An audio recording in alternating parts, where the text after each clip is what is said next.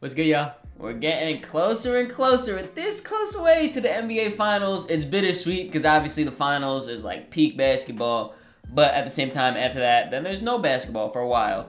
But while we're here right now, just, stay in the moment. We're in the conference finals currently. We got our matchup set. Lakers versus the Nuggets. On the other side over east, we have Celtics versus the Heat. It's going to be some good matchups, some good games for sure. We are going to start off over in the East with the Celtics-Heat matchup, but before we really preview that, I just want to give a very big shout out to Jayson Tatum and his Game 7 performance against the 76ers. Man, that was insane. 51 points, a Game 7 record. He broke Steph Curry's record like 2 weeks ago. He dropped 50 in Game 7 against the Kings.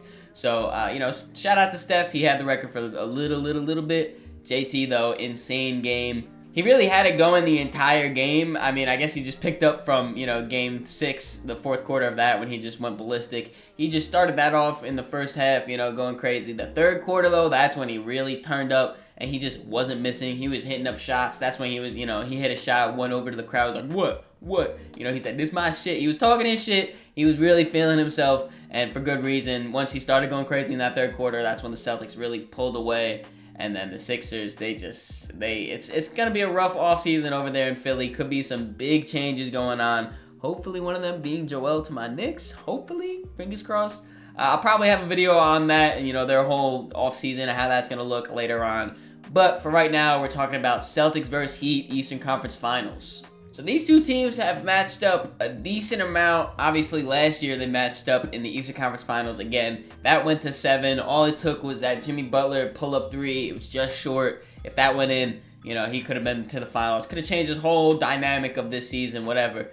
But the Heat have their chance this season right now to get their revenge and to book their ticket to the finals for the first time since 2020. And I want to start off by talking about Jaylen Brown and Jayson Tatum. Obviously, we were just talking about Jayson Tatum's closeout Game 7, the closeout of Game 6 to bring them back into that in the fourth quarter. He's been playing great, really up and down, I feel like, in the playoffs where, one game he's just killer, the next game is kind of just like, eh. So hopefully he can get that consistency going against the Heat. But Jaylen Brown, he's been super aggressive. Anytime he has the ball, he's looking to score, whether that's attacking the rim hard or, getting a catch and shoot 3. His playmaking's been pretty good this playoffs too, kicking out to open guys and different things like that. Those two wings can be a big problem against the Heat, who obviously you have Jimmy Butler, who can play some great defense, all defensive caliber player right there. But there's two of them, JT and JB, only one Jimmy Butler. So the Heat are going to really have to have a big series from a guy like Max Strus, on the defensive side of the ball. Caleb Martin, he's got some good size, some good, defense, some length there too. He could have a really good defensive season. Other than that, though, I feel like they have, not too many good defensive wings. They have the guards of Gabe Vincent, Kyle Lowry. Those guys are too small to guard them. Then they have, Duncan Robinson. He's not going to be able to guard. So I'm really looking for a big game of Caleb Martin and Max Strus. Maybe they even look to reinsert Caleb Martin into the starting lineup instead of Kevin Love. It depends on how they really want to go for matchups and different things like that. But those two wings for the Heat have to be really on par on this series. Another guy that's going to have a big series for the Heat is Bam Adebayo. He had a really good series against my Knicks, defensively at least, against Julius Randle, put up an amazing defense against him. Rebounding the ball too, he was great. And he was kind of up and down on offense. Sometimes he looked aggressive, looking to score. Other times he really didn't. He had a really good Game 6 closeout game for the Heat. He was hitting his mid-ranges. He was attacking the rim hard, dunking the ball really, really hard. Some of them were just, he was trying to send a message with these dunks. And the message was received. It showed his intensity. He's going to have that same intensity against his Boston Celtics team. They have really dominant bigs. I don't know if dominant's the right word. Really good bigs, though. And Al Horford, Robert Williams. Those guys can really do a lot on the basketball court. And it's going to be a tough task. But Bam's going to have to try to limit them. Kevin Love, too, while he's out there with his size, he's going to have to try to limit them as well. And, obviously Jimmy Butler is Jimmy Butler. He's going to get his own when he needs, when he wants.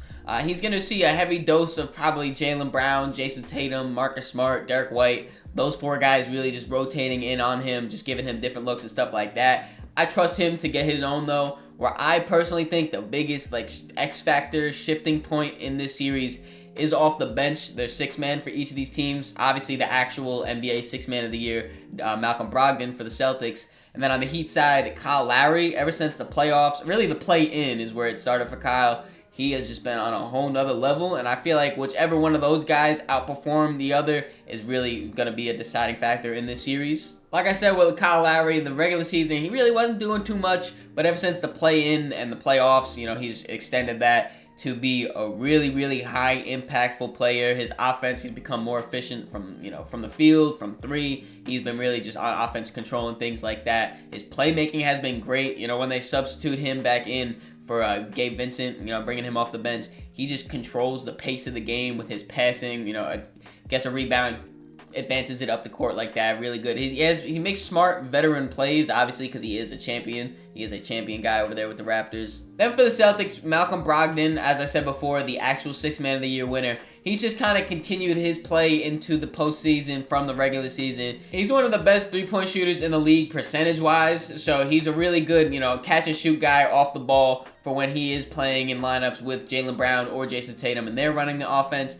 But then at the same time, if they're on the bench or just need a possession or two off, he can then be the main ball handler and create offense for himself, create for his teammates, and just do different things like that. He's a really dynamic guard for the Celtics to have coming off their bench. So, again, whoever outplays each other, either Kyle Lowry, Malcolm Brogdon, I think that's going to be a real tilt for who wins that specific game. But with all that being said, I gotta go Celtics in 6. My fault, Heat fans. If it makes you feel better, I haven't picked you in any of the series before, and you guys are still winning. So maybe, it's just the Jacob Blocks curse. Maybe. I don't know. With that being said, though, we are moving on to the Western Conference Finals with the matchup of the Los Angeles Lakers versus the Denver Nuggets. I'm going to be honest, on paper, this is by far my favorite series to watch. I'm super excited for this. Obviously, as you see back there, I got that Bron poster. Huge Bron fan. He's the guy that got me into basketball, respectfully. Shout out to Bron. Big Jokic guy, too. I love Jokic. I love those guys that can just do a little bit of everything. Obviously, Bron and Jokic are, they both can play make, score, rebound, defend, whatever. I like those just versatile guys to have him be 7 foot and just hit the most craziest shots like it's nothing. Really entertaining for me. Big Anthony Davis guy, too. D'Lo I like. I just like a bunch of different players. Bruce Brown, I want to shout out to him. I like a bunch of different players on both of these teams, so I'm super excited for this matchup. So we're going to start off with the Nuggets here, and I got to make this public. I'm making this public announcement right now. Nikola Jokic is the best player in basketball, the best player in the world. He is him. Obviously, back-to-back MVPs, all-star, all-NBA level guy. The only gripe on him was he couldn't really perform in the playoffs. He's performing in the playoffs. Right now, I'm going to read off my phone his playoff stats. Ready? In 11 games played, 30.7 points per game, 13 rebounds, 9.7 assists on 55% from the field, 48% from 3 on 3.6 attempts. A lot of attempts for a center for sure. 1.1 steals, 0.7 blocks. He's doing literally everything for the Nuggets. Very, very high level, very effective. And like I said before, Jokic just does stuff and it looks so effortless and just easy to him. I was listening to the Stay Hot podcast, shout out to them, and they were talking about how the way Jokic plays basketball is kind of like when you beat a video game level and you just kind of, you beat it so many times, you know where the enemies are going to come from, you have to make a left and a right, then go through this door, pick up the key. He looks like he knows exactly what he's doing out there, and it's just like his brain's just turned off. He's just going through the motions, doing it, and it's working. To be fair, though, in this matchup, he is going to be going up against the second best center in the playoffs, and that is Anthony Davis, who's leading the playoffs in rebounds and blocks at 14 rebounds per game and over 3 blocks per game. So it's going to be a battle down there in the paint for sure. Obviously, Anthony Davis is one of the best defenders in the league. Nikola Jokic, one of the best offensive players in the league. That matchup is going to be insane. I cannot wait for that. And it would be an obvious thing to say, oh yeah, that matchup's going to determine who wins the series. If Anthony Davis outplays Nikola Jokic, the Lakers will win. Vice versa, whatever. It's not really that simple. I'm sure the Lakers are going to have a whole defensive scheme around stopping Nikola Jokic, which is easier said than done, obviously. 2-time MVP for a reason. But, it's not going to just be one-on-one him playing Anthony Davis. And then on the other side, I doubt Nikola Jokic is just going to, be guarding Anthony Davis one-on-one, because that's just probably not going to happen. They're going to send doubles. They're going to, front him, switch guys, different things like that. So it's not just who wins that matchup, but both of these guys are going to have to play a huge part in their team's success. One thing that I do think is really interesting, though, is neither of these teams run a backup center. When Jokic is not on the court, it's Aaron Gordon running backup center. And when AD is not on the court, it's LeBron running backup center. So with that being said, I feel like Nikola Jokic and Anthony Davis might have to just match minutes because they are the best, matchup against each other. Like I said, I'm a huge Bron guy. But in that first round against the Grizzlies, Jaren Jackson Jr. was giving him work. Triple J, he really was worked on his offensive game, don't get me wrong.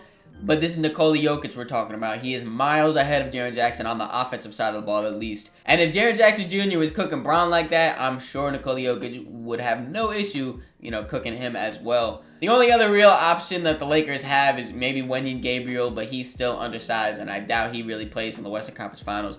Mo Bamba, he hasn't really played at all either. But, I can't take anything out of the ballpark for Darvin Ham. Lonnie Walker barely played in the playoffs, and then he pulled up, had that monster game, and now he's in their normal playoff rotation. So I guess you really never know. But I do think, it's kind of an interesting dynamic there, how that both teams really just have one super dominant big and nothing really else. And speaking of Bron, it's been no secret that his jump shot has not been falling this year, this playoffs, really nothing. In the playoffs right now, he's shooting 26% from 3 on pretty high volume too, just under 7 attempts a game. So, that's really not the best look.